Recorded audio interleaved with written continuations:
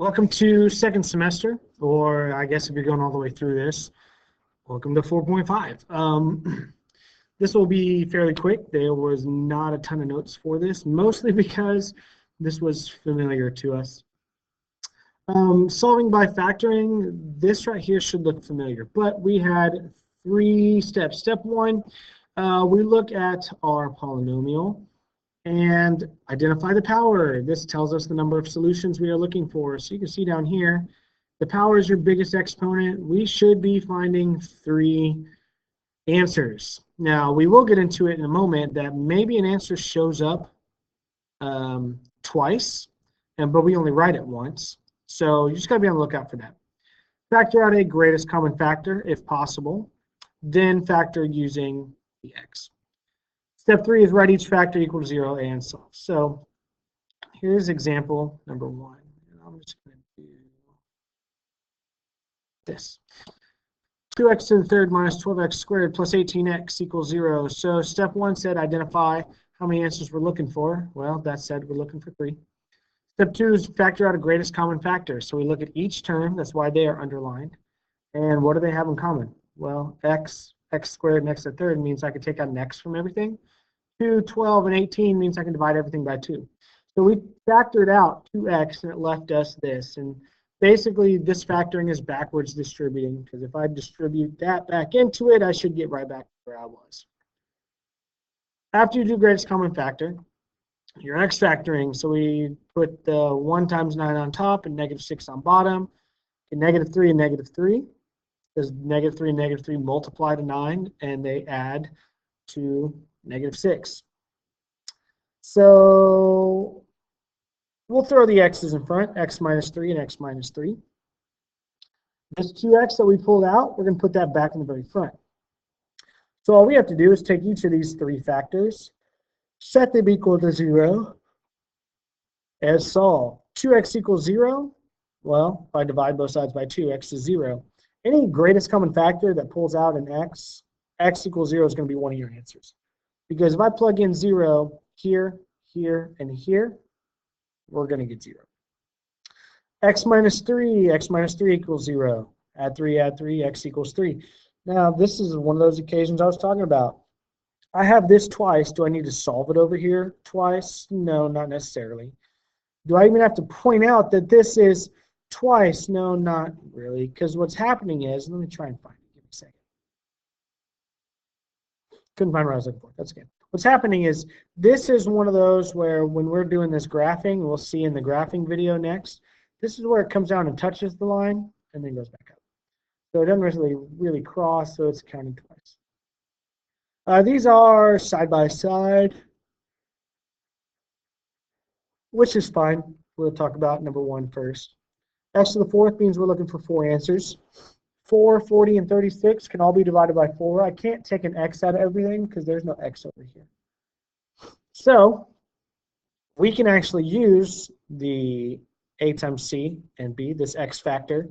We can still use this based on the numbers we got. We'll just have to split this x to the 4th up a little bit differently than we did x squared. X squared split into x and x.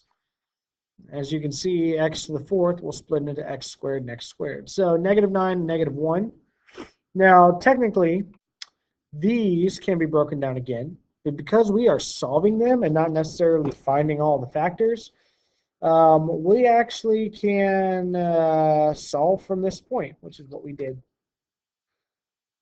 Set everything equal to 0. Well, 4 equals 0, that doesn't make any sense, so it's just not going to be part of our answer. X squared minus 9, add 9, square root, you get 3. Just don't forget, when you square root, you get plus or minus, kind of like a quadratic formula, x equals -b plus or minus square root. This always goes with square root. So that was the x squared minus 9. We have +3 and -3. X squared minus 1 will give us +1, -1. So here's our 4 answers. This was not part of our answer because 4 equals 0 is not variable equals 0. So I have 3, -3, 1, -1, and it's solved. Now, like I said, these are both difference of squares and could have just as easily been broken down to x plus 3, x minus 3, x plus 1, x minus 1. But we're going to get 3 and -3 and 1, -1 anyway. So you can kind of sort of skip that, and we'll see over here what happens if it doesn't quite work. Now, number two, first things first, anytime you're factoring, you better be set equal 0. So we move this over. And I'm sorry, I'm yawning. It didn't combine with anything because this is x to the third, that's x to the fifth. Those don't match. X to the third next, those don't match. So it's just going to sit in its rightful place in the middle. X to the third, x to the fifth, pull out an x. 2, 14, 24. The biggest number we can pull out is 2. Now over here, we could have pulled out a 2 from all of these, and there would have still been 2, 20, and 18. So you're trying to pull out the biggest number you can. It's not always going to be 2. It's not always going to be this first number, because if this would have been, let's say 34, and got 17 here, 34 is not divisible by 4, so we would have to pull out a 2. But over here, we pulled out 2x. If we distributed it back in, we would have gotten back to black.